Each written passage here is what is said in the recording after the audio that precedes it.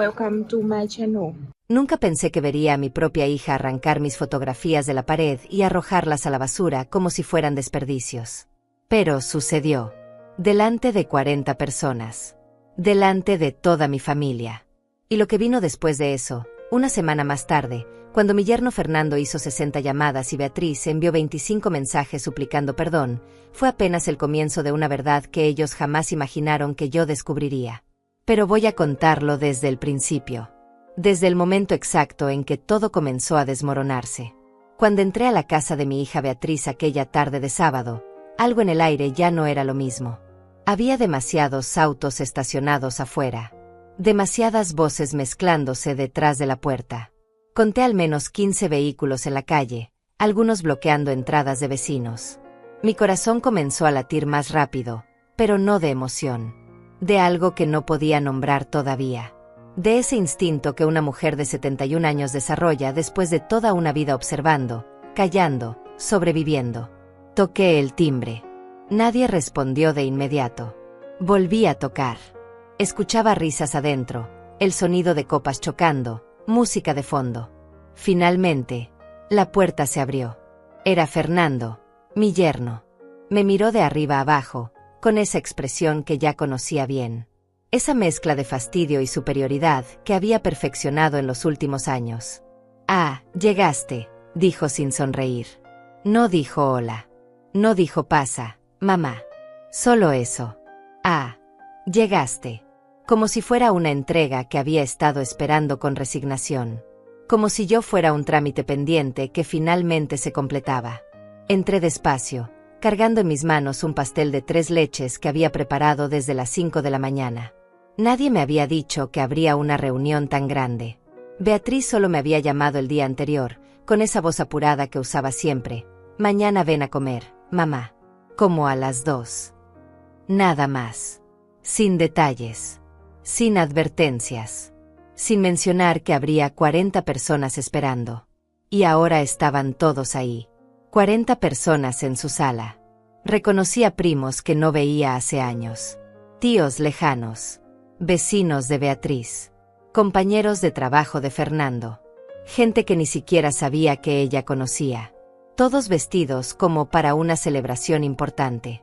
Había globos dorados colgando del techo, una mesa larga cubierta con mantel blanco, bandejas de comida que parecían salidas de un evento corporativo. Botellas de vino alineadas como soldados. Copas de cristal que brillaban bajo las luces. Pero nadie me saludó. Avancé entre los grupos de personas con mi pastel en las manos, buscando un lugar donde dejarlo. Las conversaciones no se detuvieron cuando pasé. Nadie volteó. Nadie sonrió. Era como si fuera invisible.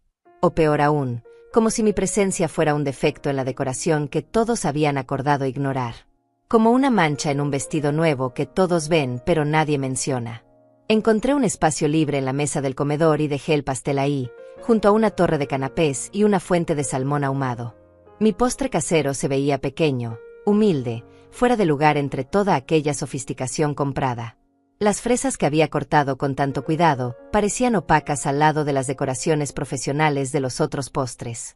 «Ivone, qué sorpresa que vinieras», dijo una voz detrás de mí. Era mi prima Aurora, sosteniendo una copa de vino blanco. Su tono no sonaba sorprendido. Sonaba incómodo. Como si hubiera dicho algo que no debía. «Beatriz me invitó», respondí, tratando de sonar natural, aunque mi voz salió más débil de lo que hubiera querido. Aurora tomó un sorbo de su copa, evitando mi mirada. Sus ojos se desviaron hacia la sala, hacia donde estaba Beatriz. «Ah, claro. Qué bien». Luego se alejó rápidamente, como si tuviera algo urgente que hacer al otro lado de la habitación. Como si estar cerca de mí fuera contagioso. Busqué a Beatriz con la mirada. La encontré en el centro del grupo más grande, riendo con exageración, gesticulando con las manos, siendo el centro de atención que siempre le había gustado ser. Llevaba un vestido color crema que nunca le había visto, zapatos de tacón que debieron costar lo que yo gastaba en comida durante 2 meses. Su cabello estaba peinado de salón, su maquillaje impecable. Joyas que brillaban en su cuello y muñecas. Parecía otra persona. O tal vez, parecía exactamente quien siempre había querido ser. Caminé hacia ella. Hija, dije cuando estuve cerca. Beatriz giró la cabeza. Me miró. Y en sus ojos vi algo que me heló la sangre. No era molestia. No era indiferencia. Era algo calculado. Algo frío y decidido que nunca antes había visto dirigido hacia mí. Mamá, respondió sin emoción. Llegaste tarde. Miré el reloj en la pared. Eran las 2:15. 15 minutos tarde, porque el autobús había tardado más de lo normal. El tráfico estaba pesado. Perdón, dije, sintiendo que debía justificarme aunque no entendía muy bien por qué. Beatriz no respondió.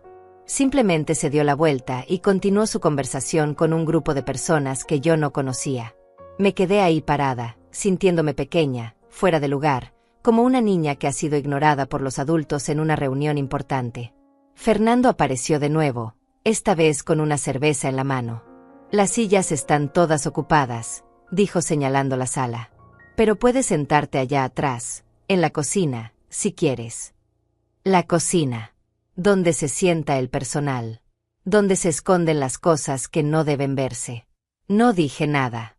Solo asentí y caminé hacia donde me indicaba. En la cocina había una silla plegable de plástico junto a la puerta trasera. Me senté ahí, con mi bolso en el regazo, viendo cómo todos los demás disfrutaban de la fiesta en la que yo no era bienvenida. Pasó media hora. Luego 1 hora. Nadie vino a buscarme. Nadie preguntó si quería algo de tomar. Nadie me ofreció un plato de comida. Podía escuchar las risas, las conversaciones animadas, el tintineo constante de cubiertos y copas. Pero yo estaba ahí, sola, en esa silla de plástico que crujía cada vez que me movía. Desde mi posición podía ver fragmentos de lo que sucedía en la sala. Veía a Beatriz brillar, reír, abrazar a personas que claramente apreciaba. Veía a Fernando caminar con confianza entre los invitados, ofreciendo vino, contando historias que provocaban carcajadas. Veía a mis propios familiares, gente que conocía desde hace décadas, interactuar con naturalidad, como si yo no estuviera ahí, como si nunca hubiera estado. Y entonces escuché mi nombre. Es que Ivone nunca entendió cómo funcionan las cosas, decía la voz de Beatriz, lo suficientemente alta como para que llegara hasta la cocina. No estoy segura si fue intencional o si simplemente no le importaba que yo escuchara. Toda su vida ha sido así, dependiendo de otros, sin capacidad de valerse por sí misma. Hubo murmullos de acuerdo. Alguien rió suavemente. Ese tipo de risa incómoda que la gente suelta cuando no sabe si debería estar escuchando algo tan privado. Mi estómago se contrajo. Mis manos se cerraron sobre la tela de mi bolso. Sentí un calor subiendo por mi cuello, llegando hasta mis mejillas. Pobrecita, dijo otra voz que reconocí como la de mi prima Teresa. Pero al menos tú la cuidas, Beatriz. Eres muy buena hija. Alguien tiene que hacerlo, respondió Beatriz con un suspiro dramático. Es una carga, pero es mi madre. ¿Qué le voy a hacer? Una carga. 71 años de vida reducidos a una palabra. Una carga para mi propia hija. Sentí un ardor detrás de los ojos, pero no iba a llorar. No aquí. No ahora. Respiré profundo, contando hasta 10 como me habían enseñado hace mucho tiempo. Apreté los labios.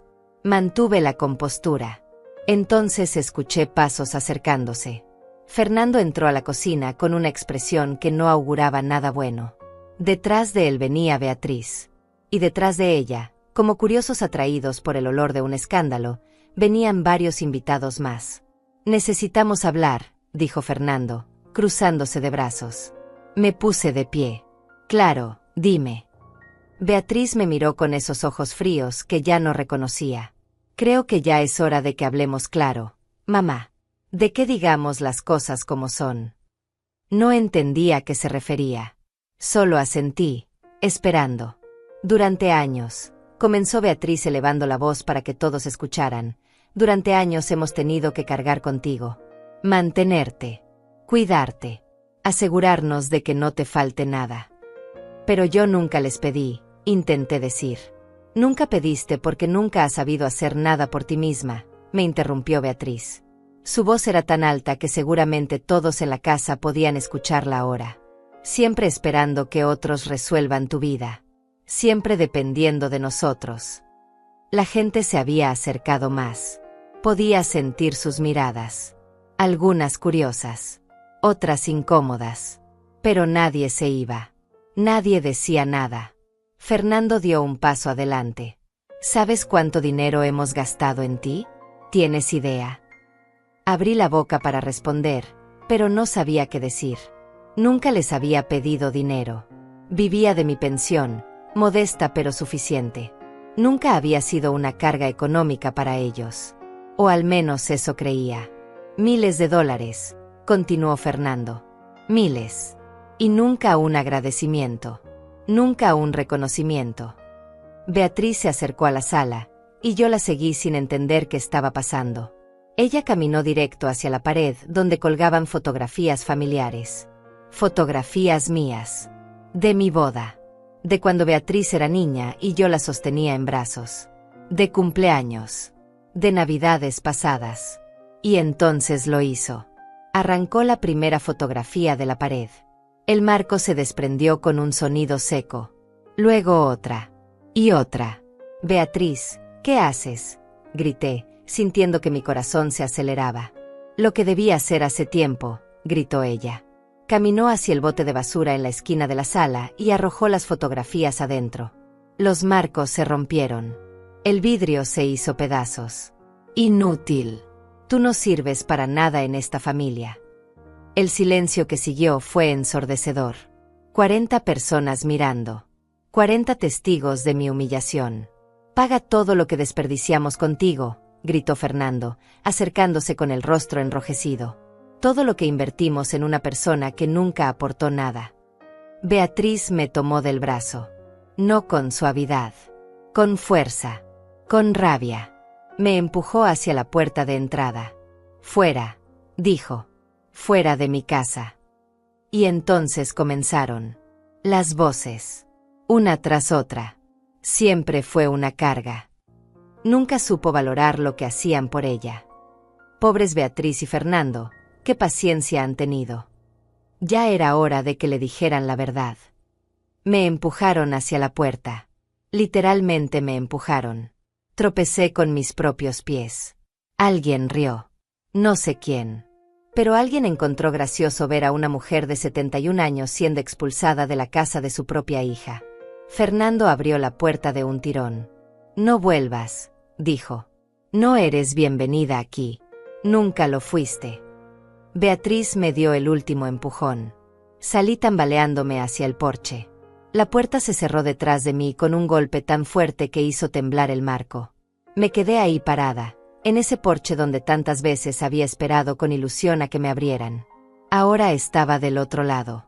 Expulsada. Humillada. Destruida. No lloré.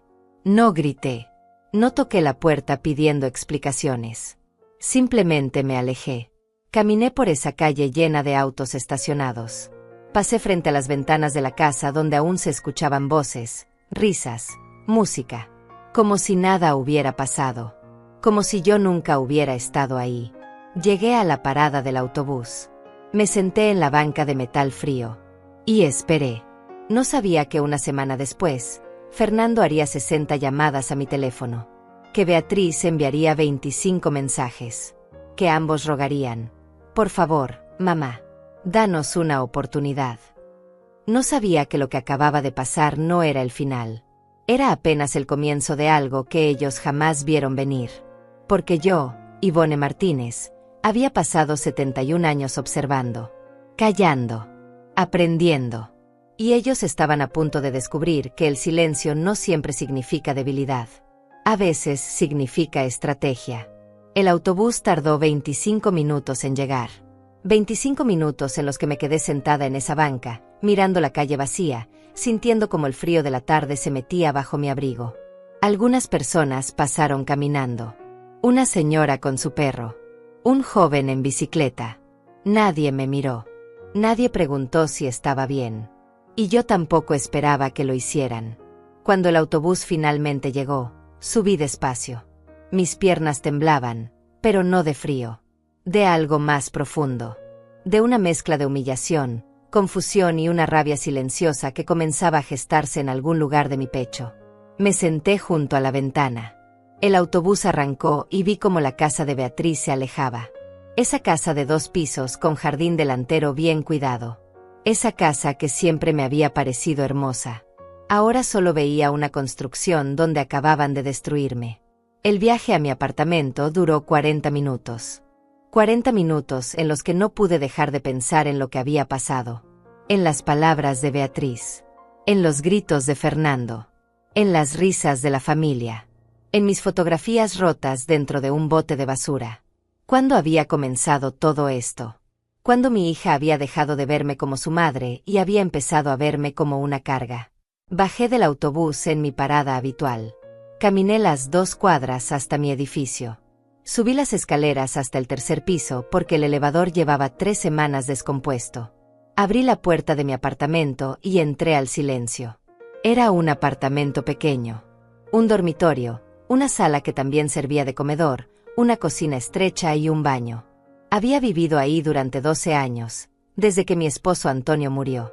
12 años de soledad manejable, de rutinas simples, de visitas ocasionales de Beatriz que cada vez se volvían más espaciadas y más tensas. Dejé mi bolso en el sofá. Me quité el abrigo. Me senté en mi silla favorita, esa que estaba junto a la ventana, y miré hacia afuera. La ciudad se extendía frente a mí. Luces que comenzaban a encenderse. Gente que volvía a sus casas.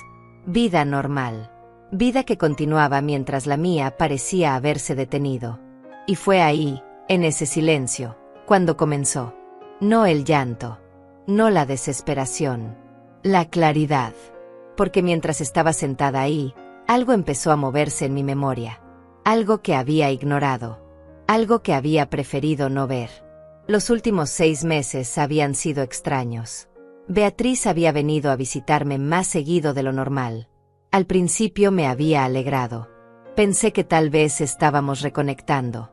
Que tal vez ella había decidido pasar más tiempo con su madre. Pero ahora, repasando cada visita con esta nueva perspectiva, las cosas empezaban a verse diferentes. Recordé la primera vez que apareció sin avisar. Fue un martes por la tarde.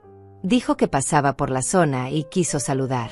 Me pareció extraño porque mi apartamento no quedaba de paso a ningún lugar que ella frecuentara. Pero me dio gusto verla. Estuvo apenas 20 minutos. Tomamos café. Hablamos de cosas sin importancia. Y cuando se fue, noté algo raro. Mi archivero, ese viejo mueble de madera donde guardaba todos mis documentos importantes, estaba ligeramente abierto. El cajón donde guardaba mis papeles bancarios. Le pregunté si había necesitado algo de ahí. Yo. No. Mamá. ¿Por qué? Respondió con una sonrisa. Pensé que tal vez yo misma lo había dejado así. A los 71 años, una empieza a dudar de su propia memoria. Luego vino Fernando. Solo. Sin Beatriz. Dijo que quería pedirme consejos sobre un regalo para el cumpleaños de mi hija. Se quedó media hora. Fue amable. Conversador. Hasta me ofreció ayuda si necesitaba algo en el apartamento. Cuando se fue, noté que faltaba el sobre donde guardaba las copias de mis estados de cuenta bancarios. El sobre Manila que siempre estaba en el segundo cajón del archivero. Llamé a Beatriz esa noche. Hija, Fernando tomó algunos papeles de mi archivero, pregunté, tratando de sonar casual. Hubo un silencio breve. ¿Papeles? No. Mamá. ¿Qué papeles? Respondió. Su voz sonaba normal. Demasiado normal. Nada. Hija.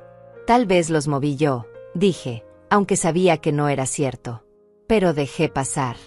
Porque uno deja pasar las cosas cuando no quiere enfrentar lo que podrían significar. Después vinieron más visitas. Beatriz otra vez. Fernando de nuevo. A veces juntos. Siempre con alguna excusa. Siempre quedándose poco tiempo. Y siempre, yo notaba algo después. Un papel fuera de lugar. Un sobre abierto. Mi chequera movida de donde la había dejado. Y luego estaban las cartas del banco. Hacía 3 meses había empezado a recibir notificaciones sobre movimientos en mi cuenta que yo no recordaba haber autorizado. Retiros pequeños al principio. $100. 200. Cantidades que no me alarmarían de inmediato porque a veces olvidaba mis propios gastos. Llamé al banco una vez. Señora Martínez, aquí muestran retiros autorizados con su firma, me dijo la empleada. Pero yo no los hice, insistí. Tenemos su firma en los documentos, señora. Tal vez los hizo y no los recuerda. Ahí estaba otra vez. La insinuación de que mi memoria estaba fallando. Que a mi edad, era normal olvidar cosas. Colgué sintiéndome confundida. Sintiéndome vieja. Sintiéndome exactamente como Beatriz había dicho hoy.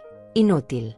Pero ahora, sentada en mi sala después de lo que había pasado, todas esas piezas comenzaban a formar una imagen diferente. Me levanté de la silla. Fui a mi archivero. Lo abrí. Saqué todo. Absolutamente todo. Estados de cuenta bancarios de los últimos 2 años. Recibos. Documentos de mi pensión. Papeles de seguro. Todo lo que había guardado meticulosamente durante décadas. Los puse sobre la mesa del comedor. Los organicé por fecha. Y empecé a revisar. 3 horas después, mis manos temblaban. Pero no de miedo. De rabia contenida. Había retiros que yo no había hecho. Transferencias a cuentas que no conocía. Cheques firmados con mi nombre, pero con una letra que se parecía a la mía solo si no la mirabas con cuidado. En total, sumaban $18,000. $18,000 que habían salido de mi cuenta en los últimos 6 meses. Mi pensión mensual era de $1,200. Vivía ajustada pero cómoda. Había logrado ahorrar durante años. Pequeñas cantidades. Sacrificios aquí y allá. Y ahora entendía por qué mi saldo había disminuido tanto que había tenido que empezar a recortar gastos. Pensé que solo estaba gastando más. Pensé que tal vez la vejez me hacía menos cuidadosa con el dinero. Pero no era yo. Era Beatriz. Era Fernando. Me senté de nuevo, ahora rodeada de papeles que contaban una historia de traición silenciosa y sistemática. Y fue entonces cuando sonó mi teléfono. Un mensaje de texto. De Beatriz. Mamá, creo que hoy las cosas se salieron de control. Hablamos mañana cuando todos estemos más calmados. Miré el mensaje durante 1 minuto completo. Luego otro mensaje. Fernando también cree que exageramos. Pero es que tú nos tensionas mucho. Necesitas entender nuestra posición. No respondí. Otro mensaje más. De todas formas, necesito que vengas el jueves. Tenemos que firmar unos papeles del seguro. Es importante. Papeles del seguro. Más papeles que firmar. Más firmas que ellos podían usar para lo que quisieran. Dejé el teléfono a un lado. Volví a mirar todos los documentos sobre mi mesa. Durante 71 años había sido una mujer que evitaba conflictos. Que prefería la paz. Que creía que la familia era lo más sagrado.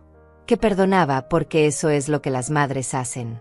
Pero mientras miraba esos papeles, algo se rompió dentro de mí. O tal vez se arregló. Tal vez por primera vez en mucho tiempo, las piezas de quien yo realmente era comenzaron a acomodarse en su lugar correcto. No iba a llorar. No iba a suplicar. No iba a preguntarle a Beatriz por qué lo había hecho. Iba a hacer algo que nunca antes había hecho. Iba a defenderme. Me levanté. Fui a la cocina. Me preparé un té de manzanilla. Volví a la mesa. Y empecé a trabajar.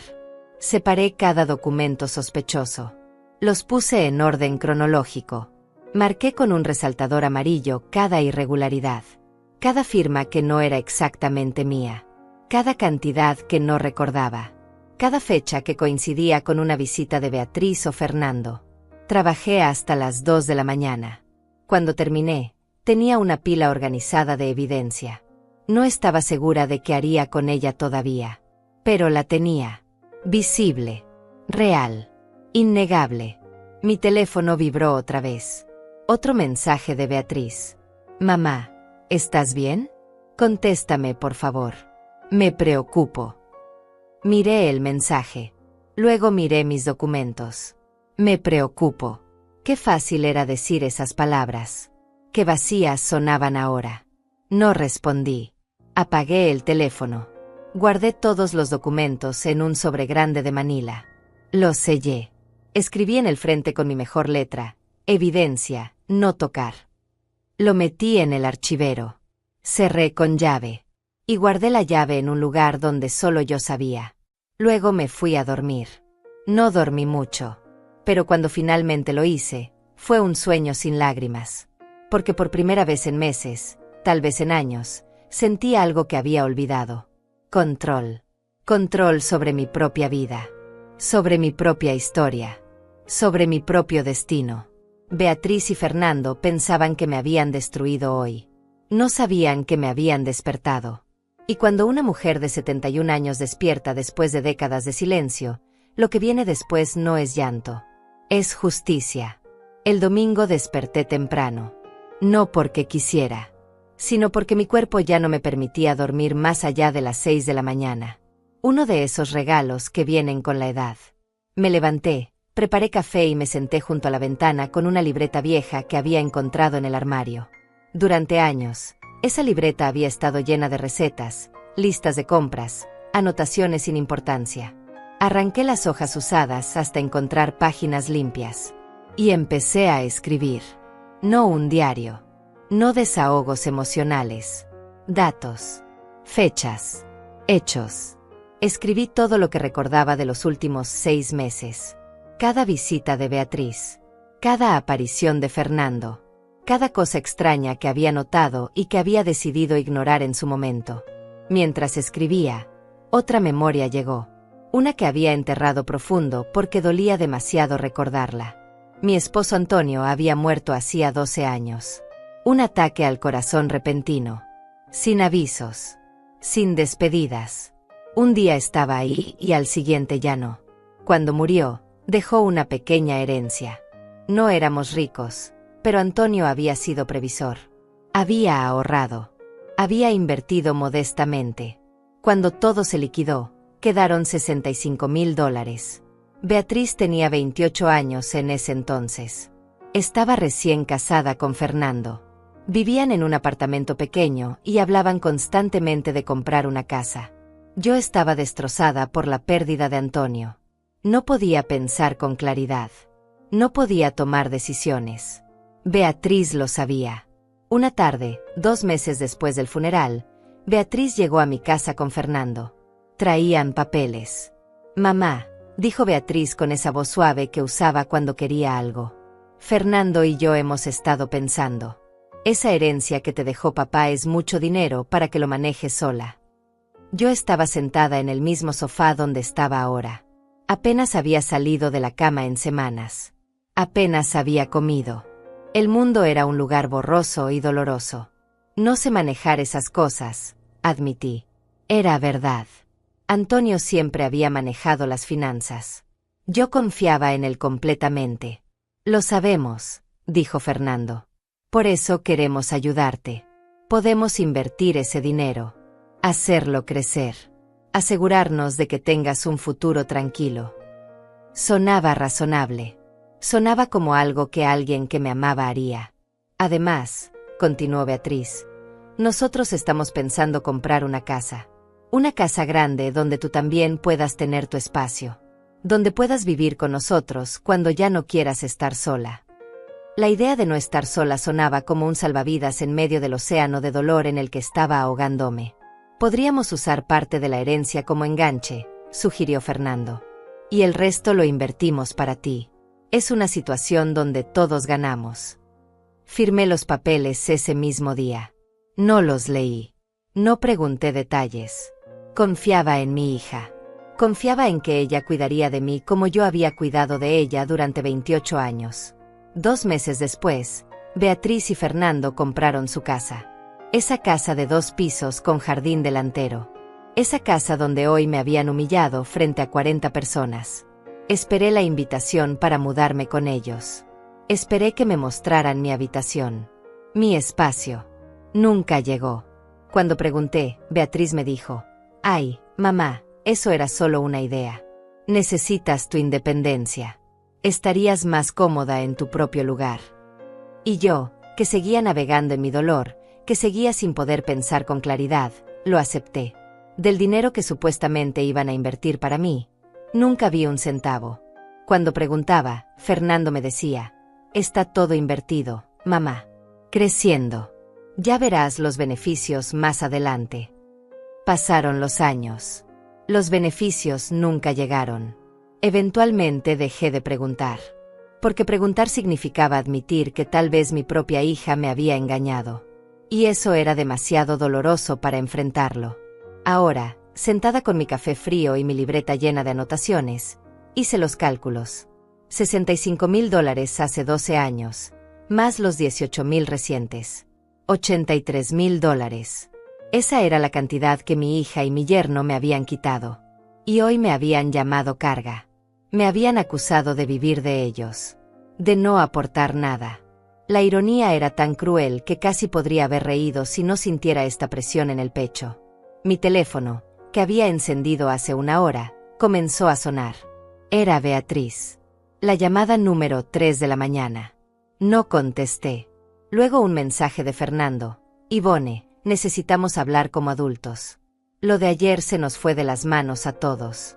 Ven a casa esta tarde. Borré el mensaje sin responder. Otro mensaje de Beatriz. Mamá, por favor. No seas infantil. Sabes que a veces digo cosas sin pensar. Ven para que arreglemos esto. Infantil. Me llamaba infantil por no correr de vuelta después de que me destruyó públicamente. Apagué el teléfono de nuevo. Pasé el resto del domingo organizando mi vida. Revisé cada papel que tenía. Cada recibo. Cada documento. Creé un sistema. Carpetas etiquetadas. Todo en orden cronológico. Encontré más cosas. Un documento que supuestamente yo había firmado autorizando a Beatriz como cotitular de mi cuenta bancaria. No recordaba haberlo firmado. La fecha era de hace 8 meses. Justo cuando Beatriz había venido a visitarme con la excusa de que quería llevarme a almorzar. Habíamos ido al banco primero, dijo, porque ella necesitaba hacer un trámite rápido. Me pidió que entrara con ella. Que firmara algo. Es solo un formulario de actualización. Mamá. Pura burocracia. Yo había firmado sin leer. Confiando. Ese papel ahora estaba frente a mí. Y entendía perfectamente lo que significaba. Beatriz tenía acceso total a mi dinero. Podía sacar lo que quisiera. Cuando quisiera. Y lo había hecho. También encontré copias de cheques. Cheques que yo supuestamente había escrito. Algunos a nombre de Fernando. Otros a nombre de Beatriz. Las cantidades variaban. $500 aquí. 1,200 allá. Todos con fechas de los últimos 6 meses. La firma se parecía a la mía. Pero no era exactamente igual. La letra era más firme. Más segura. La mía temblaba un poco desde que había desarrollado artritis en las manos. Tomé una hoja en blanco. Firmé mi nombre 10 veces. Comparé mis firmas con las de los cheques. No había duda. Alguien había estado falsificando mi firma. El lunes por la mañana, mi teléfono no dejó de sonar. Llamada tras llamada. Mensaje tras mensaje. Todos de Beatriz y Fernando. Mamá, esto ya es ridículo. Ivone, contesta el teléfono. Necesitamos que vengas hoy sin falta. Tienes que firmar unos documentos importantes. Más documentos. Más firmas. Más formas de robarme. No contesté ninguna llamada. No respondí ningún mensaje. En lugar de eso, me vestí con mi mejor ropa. Un traje gris que había comprado para el funeral de una amiga el año pasado. Me peiné cuidadosamente. Me maquillé un poco. Quería verme presentable. Quería verme como una mujer competente, no como la anciana confundida que ellos querían que fuera. Tomé mi sobre de evidencia. Lo metí en mi bolso. Y salí de mi apartamento. Tomé el autobús hasta el centro de la ciudad. Bajé en la parada frente al edificio del Banco Central. Ese edificio alto de vidrio donde estaban las oficinas principales. No la sucursal pequeña de mi barrio donde todos me trataban como una viejita simpática, pero no muy brillante. Entré. Le dije a la recepcionista que necesitaba hablar con alguien sobre actividad fraudulenta en mi cuenta. Me hicieron esperar 20 minutos. Luego me llevaron a una oficina en el tercer piso. Un hombre joven, no más de 35 años, Me recibió. Se presentó como Francisco, supervisor de cuentas. Señora Martínez, dijo con esa sonrisa profesional que usan los banqueros. ¿En qué puedo ayudarle? Saqué mi sobre. Puse todos los documentos sobre su escritorio. Le expliqué todo. Con calma. Con claridad. Sin lágrimas. Sin dramatismo. Él escuchó. Tomó notas. Su expresión cambió de cortesía profesional a preocupación genuina. Esto es muy serio, dijo cuando terminé. Si lo que me está diciendo es correcto, estamos hablando de fraude bancario. Es correcto, afirmé. Y tengo las pruebas aquí. Francisco revisó cada documento. Comparó firmas. Verificó fechas en su computadora. Hizo llamadas. Pasó una hora revisando todo. Finalmente me miró. Señora Martínez, voy a ser honesto con usted. Esto parece ser un caso claro de apropiación indebida y falsificación. Voy a iniciar una investigación interna inmediatamente. También voy a congelar cualquier acceso adicional a su cuenta por parte de terceros. Sentí un peso levantándose de mi pecho. Gracias. Pero señora, continuó Francisco, esto también necesita ser reportado a las autoridades.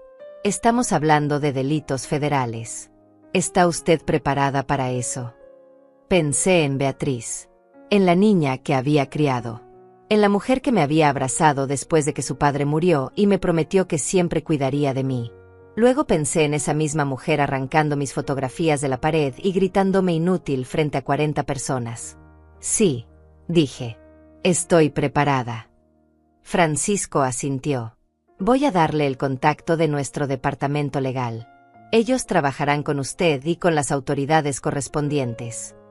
Salí del banco 2 horas después con una carpeta llena de documentos oficiales. Confirmación de la investigación. Números de caso. Contactos. Pasos a seguir. Por primera vez en días, sentí algo parecido a la esperanza. No era venganza lo que sentía. Era justicia. Era la sensación de que tal vez, solo tal vez, no estaba tan indefensa como todos pensaban. Cuando llegué a casa, mi teléfono tenía 17 llamadas perdidas. Esta vez, lo dejé encendido. Quería que llamaran. Quería que se desesperaran. Porque muy pronto iban a entender que la mujer a la que habían subestimado durante años estaba a punto de recordarles algo muy importante. Que el silencio no es debilidad. Es estrategia. El martes por la mañana recibí una llamada de un número desconocido. Normalmente no contestaba llamadas de números que no reconocía, pero algo me dijo que esta vez debía hacerlo. Señora Ivone Martínez, preguntó una voz femenina profesional. Sí, soy yo. Mi nombre es Cecilia Romero. Soy abogada del departamento legal del banco. Francisco Torres me pasó su caso. ¿Tiene tiempo para reunirnos esta semana? Mi corazón se aceleró. Sí, cuando usted diga. ¿Qué le parece mañana a las 10 de la mañana? En mi oficina. Acepté de inmediato. Me dio la dirección. Colgué con las manos temblando. No de miedo. De algo parecido a la determinación. El resto del martes lo pasé revisando cada detalle de mi documentación. Quería estar preparada. Quería que cuando me reuniera con esa abogada, no hubiera ninguna duda de que yo sabía exactamente lo que estaba diciendo. Mientras trabajaba, mi teléfono sonó de nuevo. Esta vez era un número que sí conocía. Mi hermana Cecilia. No la abogada. Mi hermana menor, que vivía a 2 horas de distancia y a quien no veía desde hacía 3 meses. Dudé antes de contestar. Cecilia y Beatriz siempre habían sido cercanas. Más cercanas de lo que yo había estado con cualquiera de las dos en los últimos años. Temía que Beatriz la hubiera enviado como mensajera. Pero contesté. Ivone, dijo Cecilia. Su voz sonaba tensa. Necesito verte. Hoy. Es urgente. ¿Qué pasó? No por teléfono. ¿Puedo ir a tu casa? Salgo en 20 minutos. Algo en su tono me preocupó. Sí, ven. 2 horas y media después, Cecilia estaba tocando mi puerta. Cuando abrí, me sorprendió su apariencia. Tenía ojeras profundas. Su cabello, normalmente impecable, Estaba recogido en una cola de caballo descuidada. Se veía cansada. Se veía preocupada. Pasa, dije. Entró sin decir palabra. Se sentó en mi sofá. Yo preparé té. Cuando me senté frente a ella, noté que sus manos temblaban ligeramente. Beatriz me llamó, comenzó Cecilia. Me contó lo que pasó el sábado. Aquí venía. La defensa. El sermón sobre cómo yo estaba exagerando. Sobre cómo debía perdonar porque es mi hija. Pero lo que dijo fue completamente diferente. Me dijo que tuvieron una discusión. Que te fuiste enojada. Que estás siendo dramática y no contestas el teléfono. Cecilia hizo una pausa. Pero yo conozco a Beatriz. Y conozco su versión de las historias. Así que vine a escuchar la tuya. Me tomó por sorpresa. Cecilia y yo nunca habíamos sido especialmente unidas. Nos queríamos, sí, pero cada una vivía su vida. Rara vez nos buscábamos para temas profundos. Le conté todo. Desde el principio. Desde la cena con 40 invitados donde fui ignorada. Desde las fotografías arrancadas de la pared. Desde los gritos. Desde la expulsión. No omití nada. Hablé con la voz más firme que pude, aunque en algunos momentos sentí que se quebraría. Cecilia escuchó en silencio. Su expresión cambió de preocupación a horror. Cuando terminé, ella tenía lágrimas en los ojos. Ivone, dijo con voz temblorosa. Hay algo que necesito contarte. Algo que debí haberte dicho hace años. Se limpió las lágrimas. Respiró profundo. Beatriz intentó hacerme lo mismo a mí, dijo. El aire se escapó de mis pulmones. ¿Qué? Hace 5 años, continuó Cecilia. Yo acababa de recibir el dinero de la venta de la casa de nuestros padres. ¿Recuerdas? Cuando finalmente se vendió la propiedad y dividimos la herencia entre las dos. Asentí. Cecilia había recibido $32,000 de esa venta. Yo también. Había usado ese dinero para arreglar problemas del apartamento y guardar el resto para emergencias. Beatriz vino a visitarme, dijo Cecilia. Con Fernando. Me dijeron que tenían una oportunidad de inversión increíble. Un negocio de bienes raíces que les daría rendimientos del 20% anual. Me presionaron para invertir. Me dijeron que era una oportunidad familiar. Que estaban ayudando a su tía a asegurar su futuro. Cecilia se levantó. Caminó hacia la ventana. Casi lo hago. Ivone. Casi les doy el dinero. Pero algo me detuvo. Tal vez fue intuición. Tal vez fue que Fernando estaba demasiado insistente. No lo sé. Pero les dije que no. Que necesitaba pensarlo más. ¿Y qué pasó? Se enojaron, respondió Cecilia. No de forma obvia. Pero sentí el cambio. Beatriz dejó de llamarme tan seguido. Las invitaciones a su casa se espaciaron.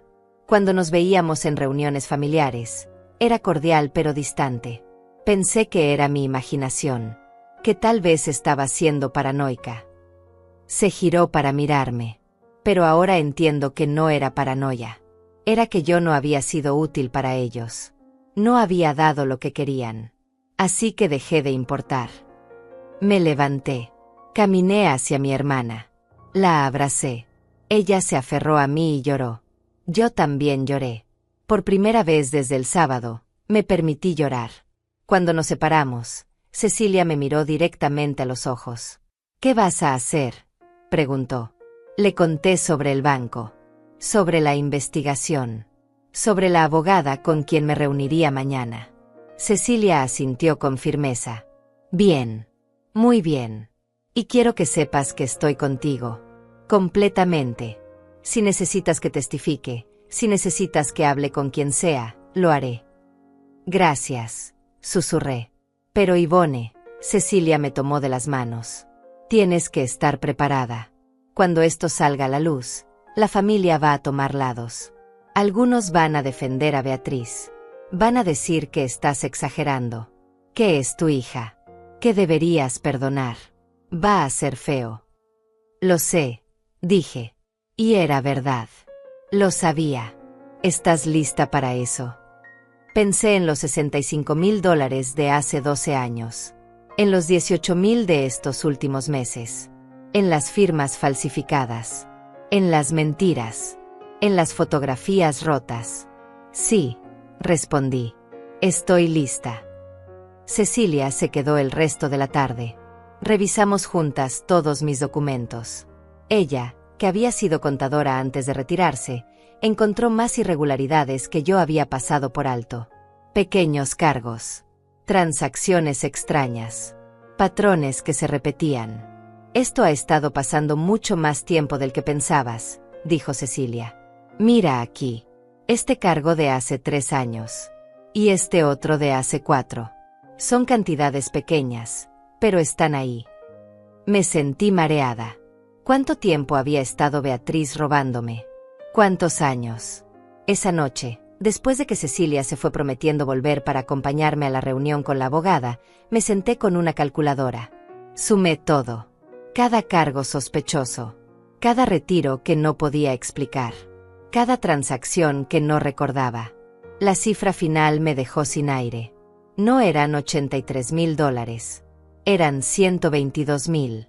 $122,000 a lo largo de 12 años. Mi hija y mi yerno me habían robado sistemáticamente durante más de una década. Y yo había sido demasiado confiada, demasiado ingenua, demasiado dispuesta a creer lo mejor de ellos para darme cuenta. El miércoles llegó. Me vestí con el mismo traje gris. Cecilia pasó por mí a las 9. Fuimos juntas a la oficina de la abogada. El bufete estaba en el piso 15 de un edificio corporativo. La recepcionista nos hizo pasar a una sala de conferencias con vista a la ciudad. Las paredes eran de vidrio. La mesa era de madera oscura y brillante. Me sentí pequeña ahí. Pero cuando Cecilia Romero, la abogada, entró, algo en su presencia me tranquilizó. Era una mujer de unos 50 años, cabello corto, traje negro, expresión seria pero no fría. Se sentó frente a nosotras y abrió una carpeta. Señora Martínez, comenzó. He revisado su caso preliminarmente. Lo que está describiendo son múltiples delitos. Apropiación indébita, falsificación de documentos, fraude bancario, y dado que usted es mayor de 65 años, esto también califica como abuso financiero de adulto mayor, lo cual es un agravante en la ley federal. Asentí, intentando procesar toda esa información legal. Necesito hacerle algunas preguntas difíciles, continuó la abogada. Y necesito que sea completamente honesta conmigo. ¿En algún momento usted autorizó verbalmente estos retiros? ¿Le dio permiso a su hija o a su yerno para manejar su dinero? Hace 12 años les confié parte de una herencia, admití. Pero fue con el entendimiento de que la invertirían para mí. Nunca me dieron acceso a esas inversiones. Nunca vi rendimientos. Y los movimientos de los últimos años, especialmente estos meses, yo nunca los autoricé. ¿Tiene testigos de eso? Miré a Cecilia. Ella asintió. Yo puedo testificar que Beatriz intentó algo similar conmigo, dijo mi hermana. Puedo establecer un patrón de comportamiento. La abogada tomó notas. Eso es útil. Muy útil. Ahora, señora Martínez, necesito que entienda algo. Si procedemos con esto, va a haber consecuencias legales serias para su hija y su yerno. Podrían enfrentar cargos criminales. Podrían ir a prisión. Su hija podría perder su licencia profesional si tiene alguna. Podrían perder propiedades adquiridas con dinero robado. Hizo una pausa. ¿Está segura de que quiere hacer esto? Porque una vez que iniciemos, no habrá vuelta atrás. Miré por la ventana. La ciudad se extendía debajo de nosotras. Miles de personas viviendo sus vidas. Trabajando. Amando. Traicionando. Sobreviviendo. Pensé en Antonio. En lo que él me diría si estuviera aquí. Él, que siempre había sido honesto hasta la médula. Que me había enseñado que la dignidad no era negociable. Estoy segura, dije. La abogada cerró su carpeta. Entonces comencemos. Pasamos las siguientes 3 horas documentando todo, respondiendo preguntas, firmando autorizaciones, estableciendo líneas de tiempo. Cuando salimos, el sol ya estaba bajando. Cecilia me abrazó en la acera. Hiciste lo correcto, dijo. No estaba segura de eso todavía, pero sabía que era lo único que podía hacer. Esa noche, mi teléfono explotó. 22 llamadas de Beatriz. 13 de Fernando. Mensajes cada 5 minutos. El último mensaje de Fernando decía: Ivone, sabemos que fuiste al banco. Necesitamos hablar urgentemente. Esto es un malentendido que podemos resolver en familia. Sonreí sin humor. Ahora sí querían hablar. Ahora sí era urgente. Apagué el teléfono. La conversación ya no era con ellos. Era con la ley. Los siguientes días fueron un torbellino de actividad silenciosa. Silenciosa para el mundo exterior, pero ensordecedora dentro de mi cabeza. La abogada Cecilia Romero me había dado instrucciones claras: no contactar a Beatriz ni a Fernando, no responder sus llamadas, no reunirme con ellos bajo ninguna circunstancia. Todo lo que dijeran o hicieran ahora podía ser usado en el proceso legal. El jueves recibí una visita inesperada. Eran las 3 de la tarde cuando sonó el timbre de mi apartamento. Miré por la mirilla y vi a una mujer desconocida. Joven, tal vez de 30 años, con un portafolio en la mano. ¿Señora Martínez?, preguntó cuando abrí la puerta solo un poco, sin quitar la cadena de seguridad. ¿Quién pregunta? Mi nombre es Teresa Flores. Soy investigadora del Departamento de Delitos Financieros del banco. La abogada Romero me envió. ¿Puedo pasar? Le pedí que me mostrara identificación. Lo hizo. Verifiqué que coincidiera con lo que la abogada me había dicho que esperara. Solo entonces abrí la puerta completamente. Teresa entró y se sentó en mi sala. Abrió su portafolio y sacó una laptop. Señora Martínez, he estado revisando sus registros bancarios de los últimos 5 años, comenzó, y necesito confirmar algunas cosas con usted. Durante la siguiente hora, Teresa me mostró transacción tras transacción, cada una proyectada en la pantalla de su computadora, cada una con una fecha, una cantidad, un destino. Esta de aquí, señaló una transferencia de $1,500. Es del 15 de marzo de hace 2 años. ¿La recuerda? Negué con la cabeza. Fue transferida a una cuenta a nombre de Fernando Salazar. El memo dice: préstamo familiar. ¿Usted autorizó esto? No. Nunca le presté dinero a Fernando. Teresa tomó nota. ¿Y esta otra? $2,000. Mayo del mismo año. Mismo destinatario. Memo dice: ayuda con reparaciones del hogar. Tampoco. Así continuó. Una tras otra. Transferencias que yo no había hecho. Cheques que yo no había escrito. Retiros que yo no había autorizado. En total, dijo Teresa después de mostrarme la última transacción, hemos identificado $124,800 en movimientos no autorizados durante los últimos 5 años. Pero sospechamos que hay más si retrocedemos más en el tiempo. Me sentí mareada. $124,800. Era más de lo que había calculado. Hay algo más que necesito enseñarle, continuó Teresa. Abrió otra carpeta en su computadora. Encontramos esto en nuestro sistema. Es una solicitud de préstamo personal a nombre suyo.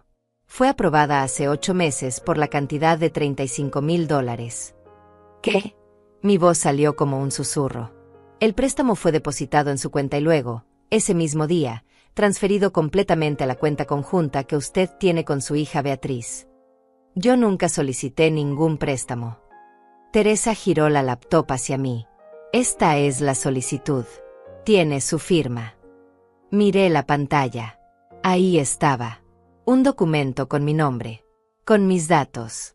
Y al final, una firma que se parecía a la mía pero que yo sabía que no era mía. Ellos falsificaron mi firma para sacar un préstamo a mi nombre, dije, sintiendo como la rabia volvía a subir por mi garganta. Eso parece, confirmó Teresa. Y aquí está lo interesante. Ese préstamo tiene que ser pagado.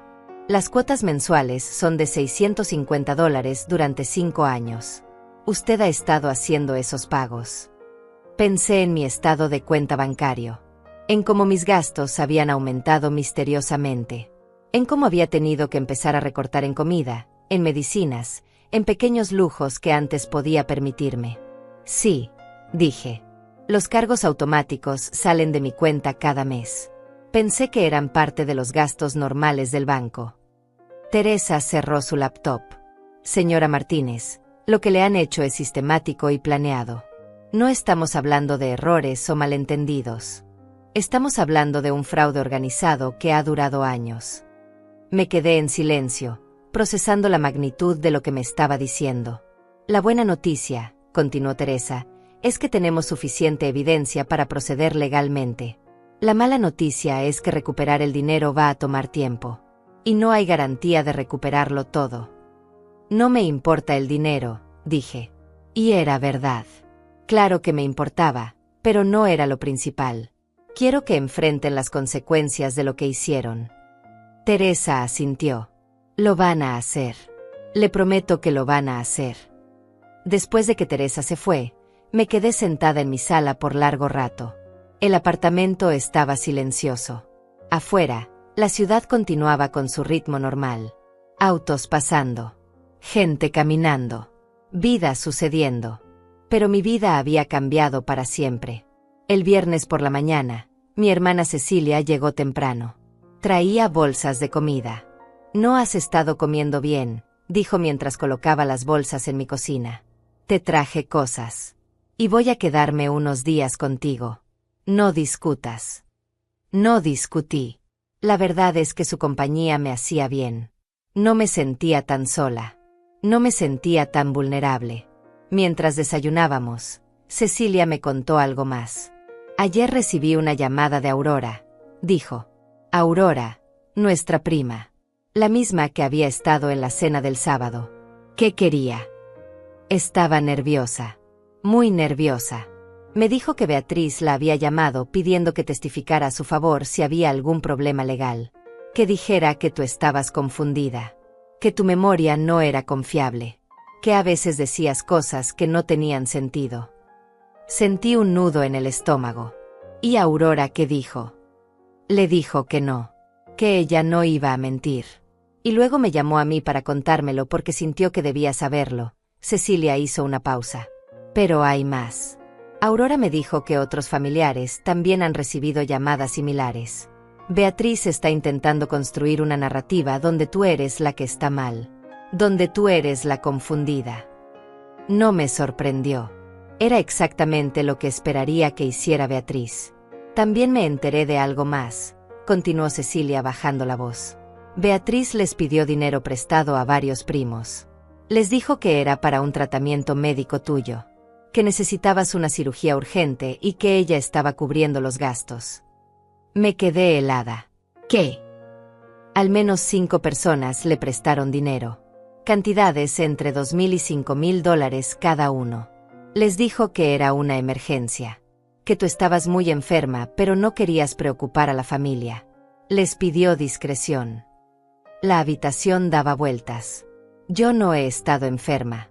No he necesitado ninguna cirugía.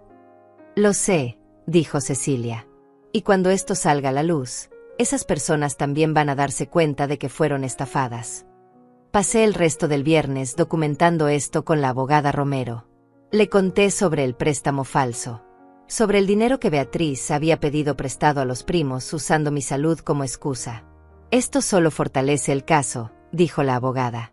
Muestra un patrón extendido de fraude. No solo contra usted, sino contra otros miembros de la familia. El sábado, exactamente una semana después de la cena humillante, recibí un mensaje que me dejó sin palabras. Era de Fernando. Pero este era diferente a todos los anteriores. Ivone, por favor. Te lo suplico. Necesitamos hablar. Beatriz está destruida. No ha comido en días. Está en cama llorando constantemente. No puede dormir. Está teniendo ataques de pánico. Esto la está matando. Sé que cometimos errores. Sé que las cosas se salieron de control. Pero por favor, danos una oportunidad de explicarlo.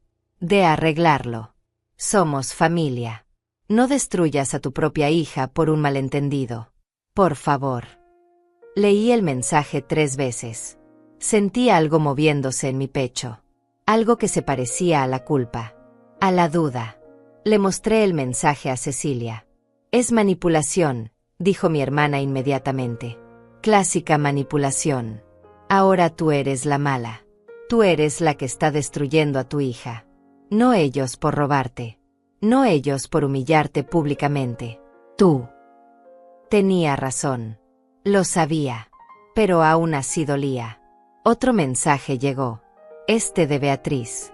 Mamá, por favor. Estoy desesperada. No puedo creer que estés haciendo esto. Soy tu hija. Tu única hija. ¿Cómo puedes lastimarme así? ¿Cómo puedes ser tan cruel? Todo lo que hice fue por tu bien. Por cuidarte. Por asegurarme de que estuvieras bien. Y así me pagas. Destruyendo mi vida. Destruyendo mi matrimonio. Destruyendo mi reputación. Espero que estés feliz. Cerré los ojos. Respiré profundo. ¿Estás bien?, preguntó Cecilia. No, admití. Pero voy a estarlo. El domingo recibí una llamada de la abogada Romero. Señora Martínez, necesito informarle que mañana lunes se va a notificar formalmente a Beatriz Salazar y Fernando Salazar sobre la investigación en su contra. Van a ser citados para declarar.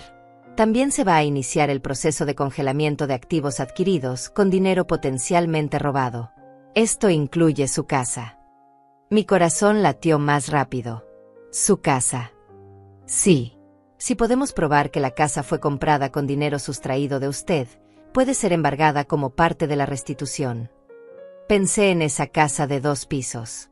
En ese jardín delantero. En esa vida que Beatriz había construido con mi dinero mientras me decía que yo era una carga. Entiendo, dije. También quiero prepararla, continuó la abogada. Cuando reciban la notificación, es probable que intenten contactarla con más urgencia. Pueden volverse agresivos. O más manipuladores. Es importante que usted no ceda. Que no se reúna con ellos. Que no acepte ningún tipo de arreglo privado. ¿Entiende? Entiendo perfectamente. Esa noche no dormí. Me quedé despierta mirando el techo, pensando en todo lo que estaba a punto de suceder. Mañana, la vida de Beatriz cambiaría para siempre. Y yo sería responsable de eso. Pero mientras estaba acostada en la oscuridad, recordé algo que Antonio solía decirme. Ivone, ser buena persona no significa ser débil. Significa hacer lo correcto incluso cuando duele. Y esto dolía. Pero era lo correcto. Cerré los ojos y esperé que llegara el amanecer. El lunes, el mundo de Beatriz y Fernando se derrumbaría. Y yo, por primera vez en 12 años, estaría de pie mientras pasaba. El lunes amaneció gris. Nubes oscuras cubrían el cielo como si la ciudad misma supiera que algo importante estaba por suceder. Me levanté a las 6, como siempre. Preparé café. Me senté junto a la ventana. Y esperé. Cecilia se había quedado a dormir en mi sofá. La escuché moverse alrededor de las 7. Salió del baño ya vestida, con el cabello recogido y una expresión determinada en el rostro. ¿Cómo te sientes?, preguntó. No lo sé, respondí honestamente. Asustada. Nerviosa. Pero también segura de que esto tiene que pasar. Mi hermana se sentó a mi lado. Tomó mi mano. No dijo nada. No necesitaba hacerlo. Su presencia era suficiente. A las 9:30, mi teléfono sonó. Era la abogada Romero. Señora Martínez, quería informarle que las notificaciones fueron entregadas hace 20 minutos. Tanto Beatriz como Fernando han sido oficialmente notificados de la investigación criminal en su contra. También recibieron la orden de congelamiento preventivo de activos. Mi estómago se contrajo. ¿Cómo reaccionaron? No estuve presente en la entrega, pero el oficial me informó que hubo resistencia verbal. Beatriz intentó argumentar que era un malentendido. Fernando exigió hablar con un supervisor. Pero la notificación fue entregada formalmente. Ahora tienen 72 horas para presentarse a declarar con sus abogados si así lo desean. Colgué el teléfono con las manos temblando. No tuve que esperar mucho para confirmar que habían recibido las notificaciones. A las 10 de la mañana, mi teléfono explotó. 32 llamadas en 20 minutos. Todas de Beatriz. Todas de Fernando. Mensajes llegando cada 30 segundos. Contesta el teléfono ahora. Esto es un error, Yvonne. No puedo creer que hayas llegado tan lejos. Van a quitarnos la casa por tu culpa. ¿Sabes lo que has hecho? Cecilia me quitó el teléfono de las manos. No leas eso. No te hace bien. Pero yo ya lo había visto. Había visto la desesperación, la rabia, y algo más que no esperaba, la completa falta de reconocimiento de lo que ellos habían hecho. En ningún mensaje decían perdón por robarte. En ninguno admitían su culpa. Todo era sobre cómo yo los estaba destruyendo. Sobre cómo yo era la mala. Sobre cómo yo estaba arruinando a mi propia familia. A las 11, llegó algo diferente. Un mensaje de un número que no reconocía. Señora Yvonne Martínez, mi nombre es Daniela Redondo. Soy el abogado que representa a Beatriz y Fernando Salazar. Necesitamos hablar urgentemente. Por favor, contácteme a este número a la brevedad posible. Le mostré el mensaje a Cecilia. No respondas, dijo inmediatamente. Cualquier comunicación debe ser a través de tu abogada. Llamé a Cecilia Romero. Le informé sobre el mensaje del abogado de Beatriz. Perfecto, dijo. Envíeme su número. Yo me comunicaré con él. Usted no debe hablar directamente con el abogado contrario bajo ninguna circunstancia. El resto del día fue una tortura de espera. Sabía que afuera, en algún lugar de la ciudad, Beatriz y Fernando estaban viviendo su peor pesadilla. Sabía que probablemente estaban con su abogado, buscando formas de salir de esto, construyendo defensas, elaborando estrategias. Y una parte de mí, esa parte maternal que nunca muere completamente, sentía dolor por mi hija. Pero otra parte, la parte que había sido humillada, robada y traicionada durante años, sabía que esto era necesario. A las 4 de la tarde, sonó el timbre de mi apartamento. Cecilia fue a ver quién era. Volvió con expresión preocupada. Es Aurora, dijo. Nuestra prima. Dice que necesita hablar contigo. Que es importante. Dudé, pero finalmente asentí. Aurora entró luciendo incómoda. Tenía una bolsa grande en las manos. Yvonne, comenzó sin sentarse. Necesito contarte algo. Y devolverte esto. Puso la bolsa sobre mi mesa. La abrió. Adentro había dinero. Billetes de 20 y 50 dólares, algunos arrugados. Son $3,000, dijo Aurora. Beatriz me los pidió prestados hace 4 meses. Me dijo que necesitaba dinero urgente para tu tratamiento médico. Que tenías un problema en el corazón y necesitabas una cirugía, pero tu seguro no la cubría completamente. Cerré los ojos. Otra mentira. Otra estafa usando mi nombre. Esta mañana, continuó Aurora, cuando me enteré de lo que realmente estaba pasando, me sentí horrible. Me di cuenta de que había sido usada. Que Beatriz me mintió. Y que probablemente ese dinero vino de ti de alguna forma. Así que te lo devuelvo. No es tu culpa. Es mía por haber sido ingenua. No es tu culpa, Aurora, dije. Beatriz es muy convincente cuando quiere algo. Aurora se sentó finalmente. Hay algo más que necesitas saber. He estado hablando con otros primos. Con tíos. Beatriz les pidió dinero prestado a muchos de ellos. Siempre con alguna excusa relacionada contigo. Tu salud, tus gastos, tus emergencias. Nadie quería decírtelo porque pensaban que te harían sentir mal. Pero ahora todos nos damos cuenta de que fuimos manipulados. ¿Cuántos?, pregunté. Al menos 8 personas de la familia, respondió Aurora. Entre todos, Beatriz debe haber conseguido al menos $20,000. Tal vez más. $20,000 más. Sumados a los $124,000 que había robado directamente de mí. $144,000. Yvonne, Aurora me miró con lágrimas en los ojos. Yo estuve en esa cena el sábado pasado. Yo vi lo que pasó. Y me avergüenza admitir que no dije nada. No te defendí.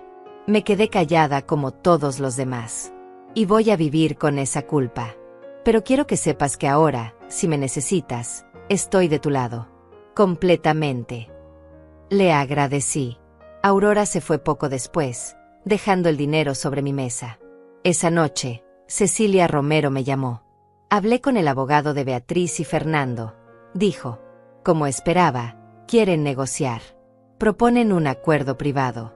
Ellos devolverían el dinero en plazos y usted retiraría la denuncia. ¿Qué les dijiste? Que mi clienta no está interesada en acuerdos privados. Que esto procederá legalmente. Su abogado insistió mucho. Dijo que Beatriz está dispuesta a reconocer que hubo malentendidos en el manejo del dinero. Que están dispuestos a devolver hasta $50,000 como gesto de buena voluntad. 50,000, repetí, cuando me robaron más de 140,000. Exacto. Es una oferta insultante. Y no es negociable de todas formas. Les dejé muy claro que usted quiere que esto se maneje a través del sistema legal. Después de colgar, me senté a pensar. Beatriz estaba ofreciendo $50,000. Probablemente era todo lo que tenían líquido en este momento. El resto estaba invertido en su casa, en sus autos, en su estilo de vida. Y ahora se daban cuenta de que todo eso estaba en peligro. El martes por la mañana trajo una sorpresa inesperada. Mi hermana Cecilia estaba preparando desayuno cuando sonó el timbre. Esta vez no era familia. Era un mensajero con un sobrecertificado. Firmé el recibo. Abrí el sobre. Adentro había una carta manuscrita de Beatriz. La letra era descuidada, como si hubiera sido escrita con prisa o con las manos temblando. Decía: Mamá, por favor lee esto con el corazón abierto. Sé que estás enojada. Sé que sientes que te traicioné. Y tal vez tienes razón en sentirte así.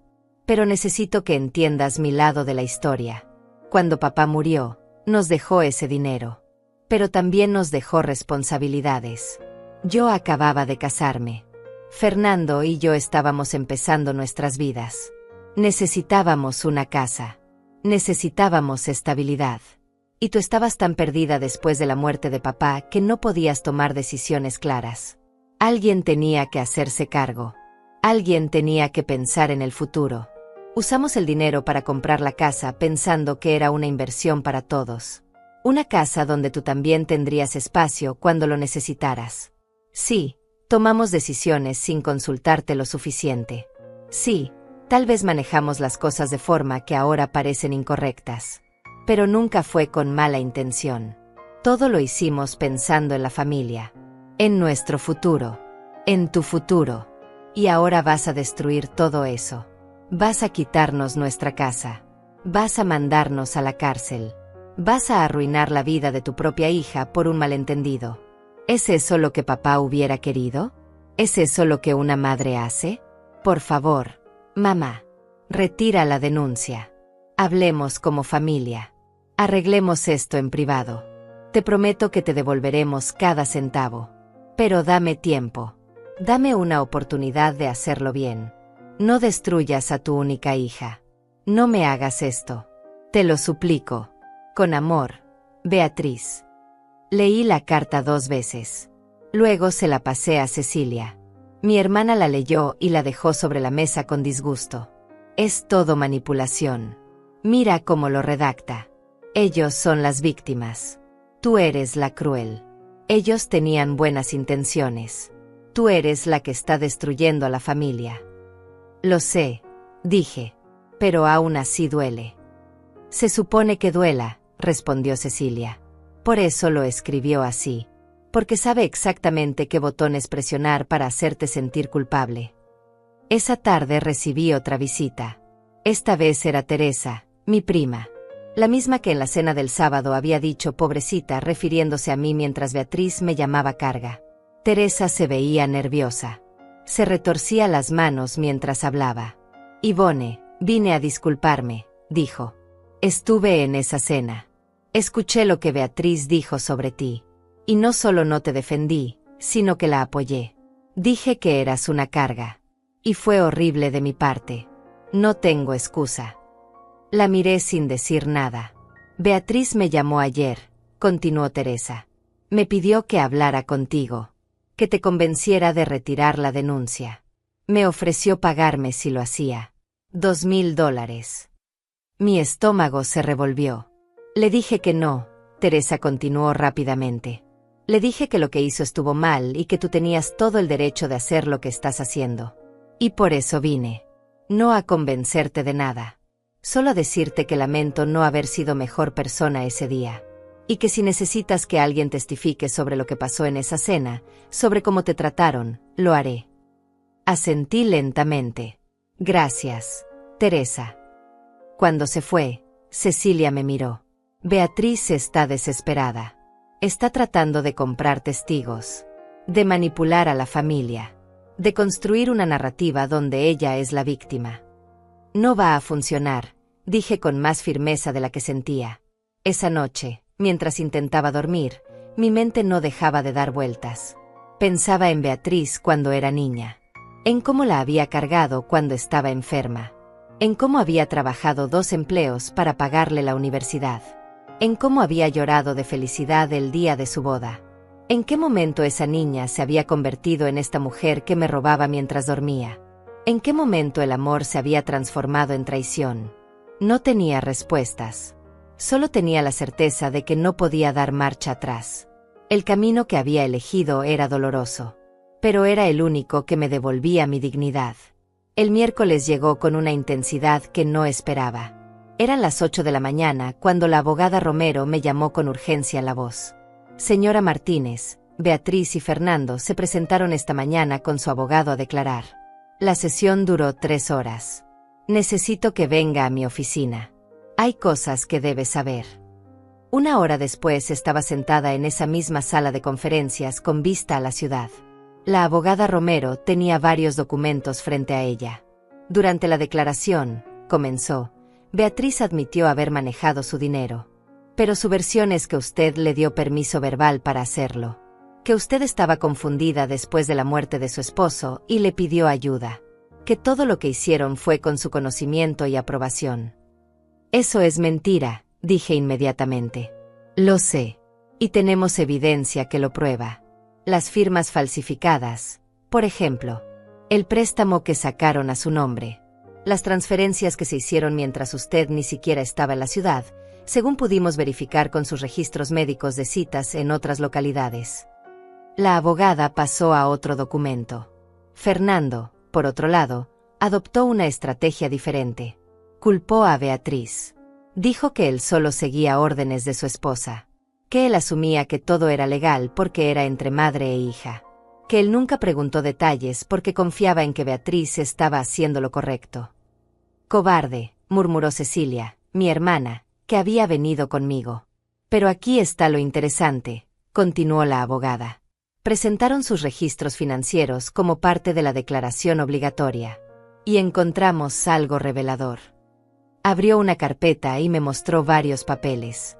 La casa que compraron hace 12 años costó $250,000. Dieron un enganche de $65,000 en efectivo. Exactamente la cantidad de la herencia que usted les confió. El resto fue financiado con un crédito hipotecario. Sentí como si me hubieran golpeado en el estómago. $65,000. Todo mi dinero. Todo lo que Antonio había dejado para mí. Pero hay más, la abogada continuó. Durante los últimos 12 años, las cuotas de esa hipoteca han sido pagadas, en parte, con retiros automáticos de su cuenta. Pequeñas cantidades mensuales que probablemente usted no notó. Entre $300 y $500 cada mes. Hice el cálculo mentalmente. 12 años. 12 meses por año. $400 promedio. Casi $60,000 más. Usted no solo pagó el enganche de su casa, dijo la abogada. También ha estado pagando su hipoteca durante una década sin saberlo. La habitación daba vueltas. Me aferré al borde de la mesa. ¿Cómo? Fue todo lo que pude decir. Cuando la agregaron como cotitular de la cuenta hace años, establecieron transferencias automáticas. Cantidades lo suficientemente pequeñas como para no levantar sospechas inmediatas, pero consistentes. Mes tras mes. Año tras año. Cecilia estaba lívida. Eso es monstruoso. Es criminal, corrigió la abogada. Y nos da una base aún más sólida para el caso. No estamos hablando de 1 o 2 errores. Estamos hablando de un esquema sistemático de robo que duró más de una década. Me quedé en silencio, procesando. Toda mi vida adulta trabajando, ahorrando, sacrificándome, para terminar financiando la vida de lujo de mi propia hija mientras yo recortaba gastos en comida y medicinas. ¿Cuánto?, pregunté finalmente. ¿Cuánto es en total? La abogada revisó sus papeles. Sumando la herencia inicial, los retiros de los últimos años, el préstamo fraudulento, los pagos de hipoteca ocultos y otros gastos que hemos identificado, estamos hablando de aproximadamente $187,000. $187,000. Era más dinero del que jamás había tenido en mi vida en un solo lugar. Y todo había sido mío. Y todo me lo habían robado. ¿Qué sigue ahora?, pregunté con voz temblorosa. Ahora el fiscal del distrito revisa el caso. Con la evidencia que tenemos, es casi seguro que presentarán cargos criminales. Fraude bancario, falsificación de documentos, abuso financiero de adulto mayor. Beatriz y Fernando podrían enfrentar entre 5 y 15 años de prisión si son declarados culpables. 15 años. Mi hija podría pasar 15 años en prisión. El peso de esa realidad cayó sobre mí como una losa de concreto. También procederemos con el embargo de la casa, continuó la abogada. Dado que fue comprada con dinero robado y mantenida con pagos fraudulentos, es un activo sujeto a decomiso como parte de la restitución. Beatriz perdería su casa, su hogar, el lugar donde había vivido durante 12 años. Señora Martínez, la abogada se inclinó hacia adelante. Sé que esto es difícil, pero necesito que permanezca firme. Beatriz y Fernando van a intensificar sus intentos de manipulación. Van a usar cada recurso emocional que tengan. Van a hacer que sus familiares la presionen. Van a pintarse como víctimas. Puede mantenerse fuerte. Miré por la ventana. La ciudad se extendía frente a mí. Miles de vidas. Miles de historias. Miles de personas enfrentando sus propias batallas. Sí, dije. Puedo. Esa tarde, cuando regresé a mi apartamento, encontré algo esperándome en la puerta. Un ramo de flores. Rosas rojas. Mis favoritas. Con una tarjeta que decía, para la mejor mamá del mundo. Te amo, Beatriz. Tomé las flores. Las llevé adentro. Y las puse directamente en la basura. Cecilia me miró con aprobación. Bien hecho.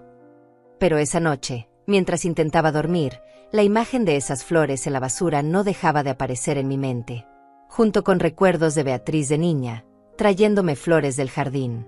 Flores silvestres que recogía con sus manitas pequeñas. Cuando se había roto todo. El jueves por la mañana, mi teléfono sonó. Un número desconocido. Contesté por impulso. Señora Ivone Martínez, preguntó una voz masculina formal. Sí.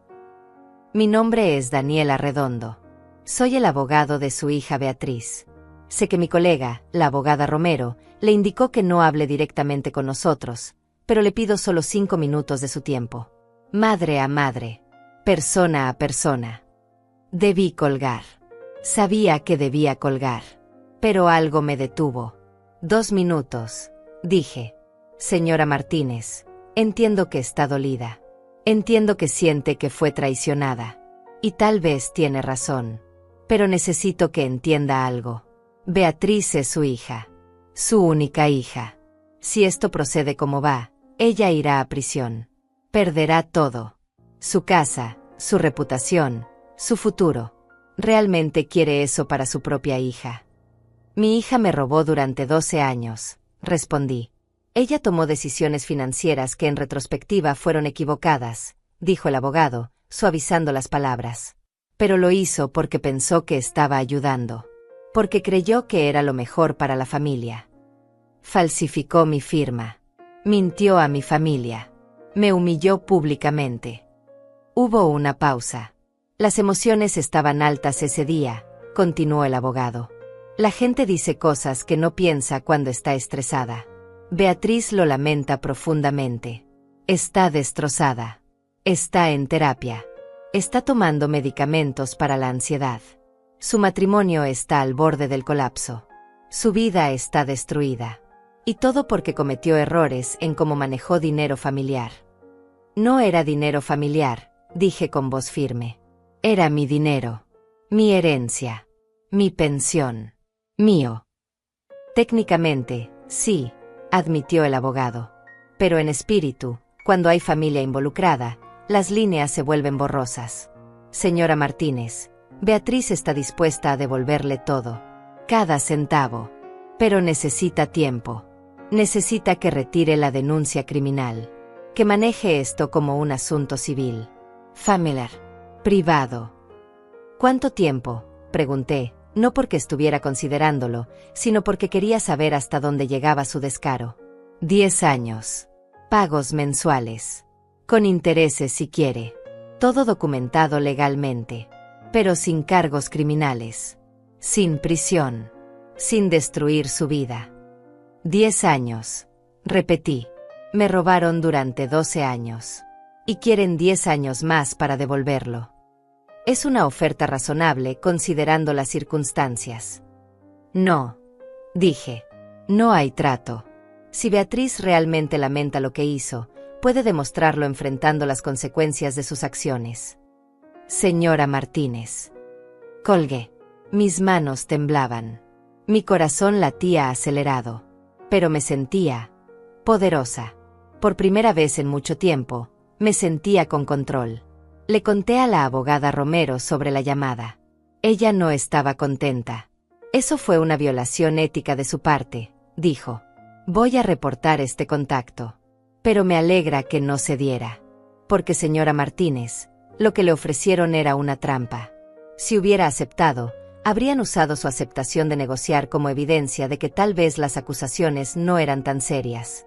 De que tal vez era solo un conflicto familiar. Esa noche, Cecilia cocinó. Hizo el guiso de pollo que nuestra madre solía hacer cuando éramos niñas. Nos sentamos a comer en silencio, cada una perdida en sus propios pensamientos. ¿Te arrepientes?, preguntó finalmente mi hermana. Pensé cuidadosamente antes de responder. Me duele, admití. Duele saber que mi hija está sufriendo. Que su vida está cayéndose a pedazos. Duele porque todavía la amo, a pesar de todo. Pero no me arrepiento. Porque si no hago esto, si dejo que se salga con la suya, el mensaje es que está bien. Que puede hacer lo que quiera. Que las madres son eternas víctimas que siempre perdonan. Y no puedo vivir siendo esa mujer. Cecilia asintió. Mamá estaría orgullosa de ti. ¿Tú crees?, pregunté. Nuestra madre había sido una mujer tradicional. Familia ante todo. Perdona siempre. Mantén la paz. Sí, dijo Cecilia con certeza. Porque mamá también tuvo que ser fuerte cuando nadie la apoyaba. Cuando papá murió y la dejó con deudas. Cuando todos le decían que vendiera la casa. Ella se mantuvo firme. Hizo lo que tenía que hacer. Como tú ahora. Esa noche dormí mejor que en días. Porque sabía que sin importar lo que viniera, sin importar cuánto doliera, estaba en el camino correcto. La verdad dolía. Pero las mentiras habían dolido más. Y por primera vez en 12 años, vivía en la verdad. El viernes llegó con una llamada que cambiaría todo. Era la abogada Romero, y su voz sonaba diferente. Más seria. Más formal. Señora Martínez, el fiscal del distrito ha revisado el caso. Van a proceder con cargos criminales contra Beatriz y Fernando. La audiencia preliminar está programada para el próximo martes. Mi corazón se detuvo por un segundo. ¿Qué significa eso exactamente? Significa que esto ya no es solo una investigación. Es un caso criminal oficial. Beatriz y Fernando enfrentarán a un juez. Se les leerán los cargos formales. Tendrán que declararse culpables o inocentes. Colgué el teléfono y me quedé sentada en silencio. Era real. Completamente real. Mi hija iba a estar frente a un juez enfrentando cargos criminales por robarme. Media hora después, comenzaron los mensajes. Pero esta vez no eran de Beatriz ni de Fernando. Eran de otros familiares. Mi primo Antonio. Ivone, por favor reconsidera. Beatriz es familia. ¿Realmente quieres mandarla a prisión? Una tía lejana. Esto es demasiado. Las familias resuelven sus problemas en privado, no en cortes. Incluso Aurora, quien me había devuelto el dinero, escribió: Ivone, apoyo que recuperes tu dinero, pero ¿cargos criminales? No es demasiado.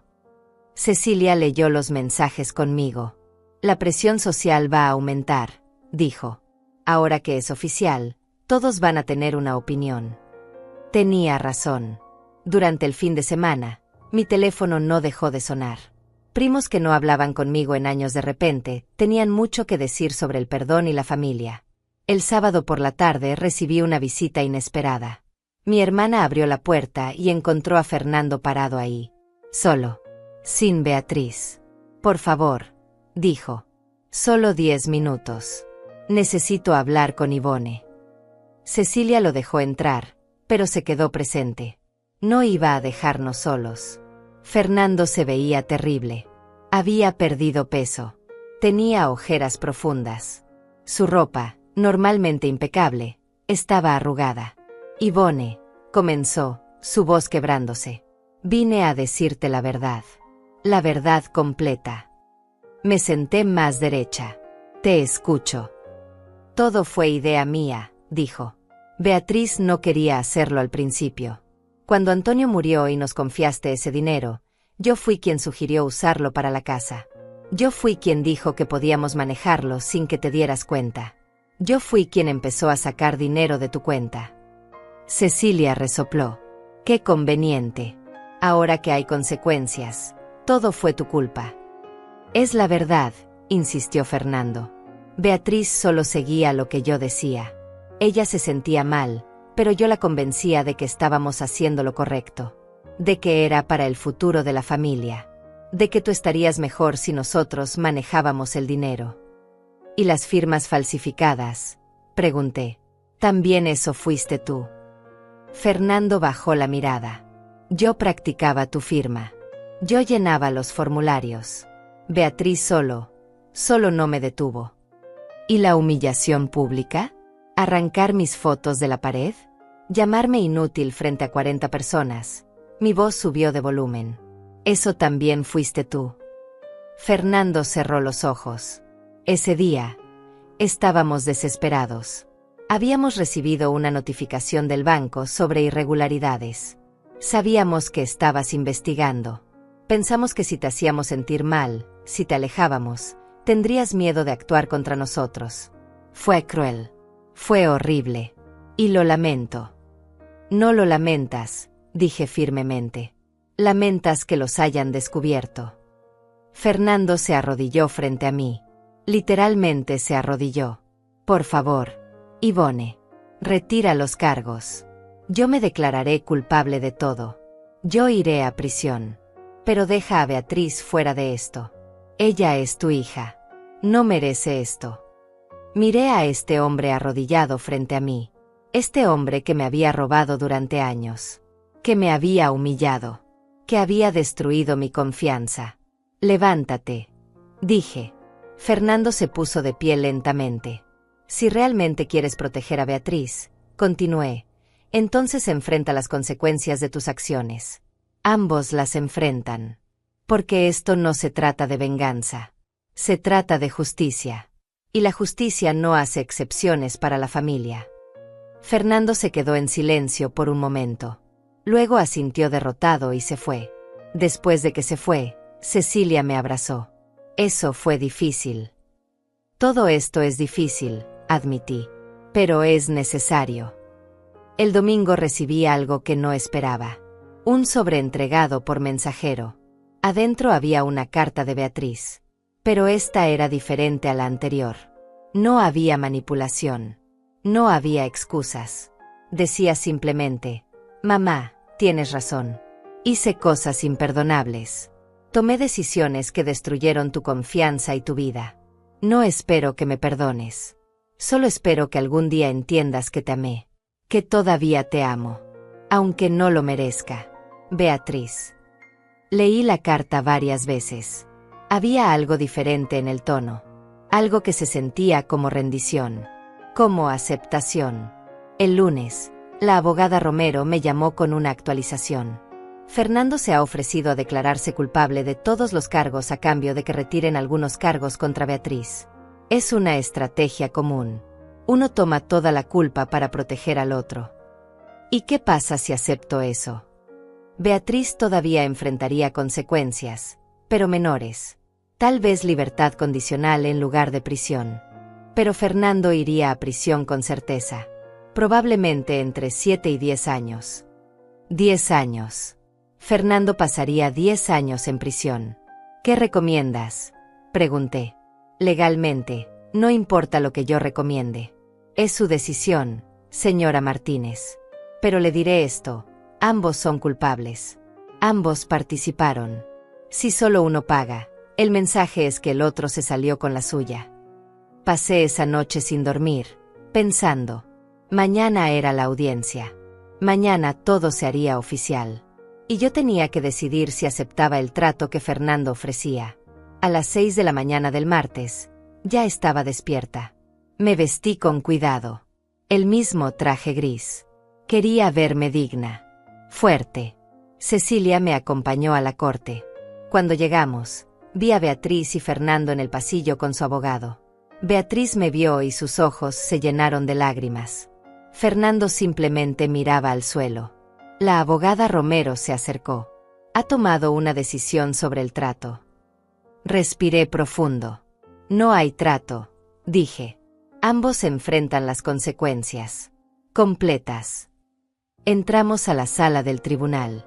Y por primera vez en 12 años, me sentí completamente en paz con una decisión que involucraba a mi hija. Dolía. Pero era correcto.